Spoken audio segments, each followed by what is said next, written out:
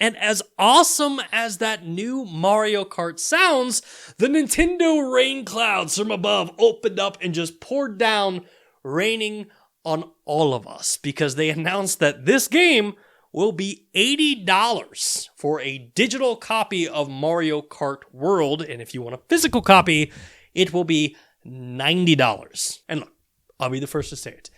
By no means is this an issue that is exclusive to Nintendo, right? Games are getting more expensive. Assassin's Creed Shadow, it launched a couple weeks ago. It was $69.99. And we all know Rockstar is sitting in their ivory tower just being like, gentlemen, Grand Theft Auto 6. I'm thinking an opening price of $200. Sir, if I may, why not add a subscription on top of it? World of Warcraft's been doing it forever. $200 to buy the game, but now $9.99 a month if you want to play online. But honestly, this is kind of my issue. And admittedly, I do have a little prejudice when it comes to Nintendo games. And look, $80 for a brand new Nintendo video game, it just doesn't sound right. And I know that this is going to upset a lot of Nintendo fans out there, but outside of Breath of the Wild and Tears of the Kingdom and like a couple other video games, I feel like the majority of the games on the Nintendo platform are either shovelware or glorified mobile titles that don't deserve a price tag higher than $40 or $50. And then the physical games that Nintendo are talking about for the Switch 2 are going to be $90. And here's the kicker. The cartridge inside of those boxes, the actual game isn't on it, right? You put the cartridge into your console and then it needs to connect to the internet and then download the game from the Nintendo eShop, which means if there is no game on that cartridge, the only reason that Nintendo is releasing a physical version at all is to not piss off the physical media crowd.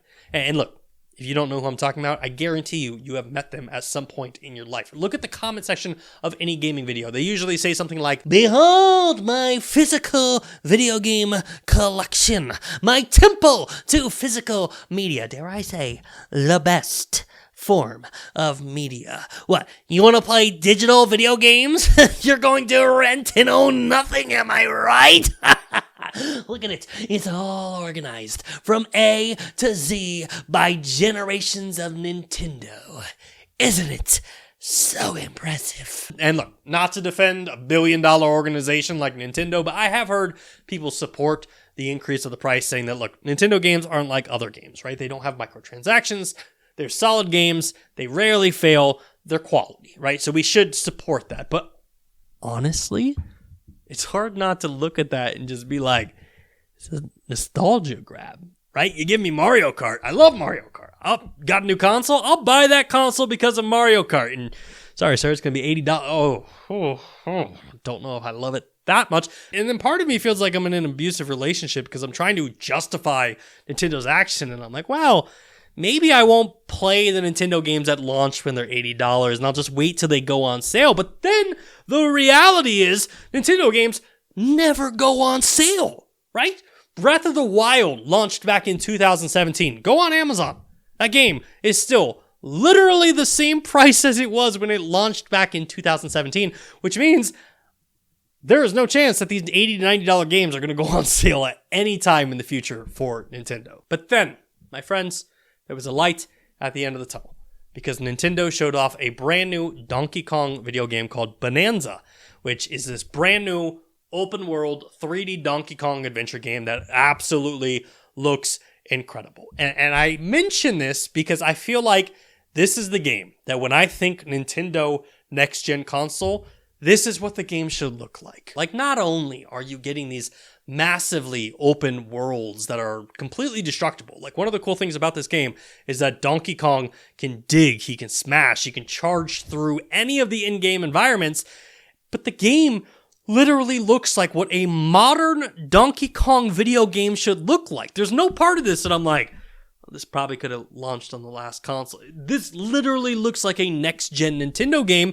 and I mention that because while watching this entire Direct, this was the first time that was like, shoot, I'm going to pay $80 to play this video game. And what I mean by that is, Nintendo, if you are going to charge more for your games, make the games feel worth it. Mario Kart World, cool. It's an open world Mario Kart game, but it's a hard sell for me at $80, especially when you also have to have Nintendo Switch Online, a subscription service on top of that to be able to play the game with your friends.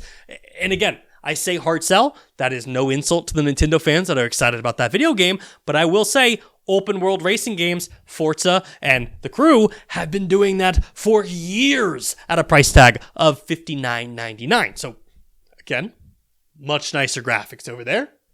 Mario and his friends over here, $80. Tell me when I'm telling lies.